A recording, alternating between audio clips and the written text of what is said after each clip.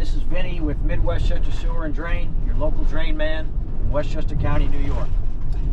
Today we're heading to Up County to a gas station that's having a problem with their sewer line.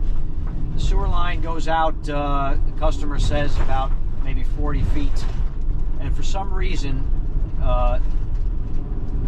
the pipe is restricted. He's had another company put a camera in and realized that there's some kind of hard buildup in the pipe.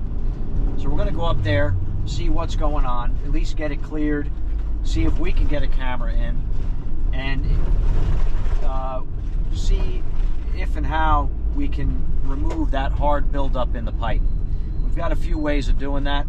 We've got, of course, our jetter, and then we also have a Pacote chain knocker machine that can take out any hard buildup. So.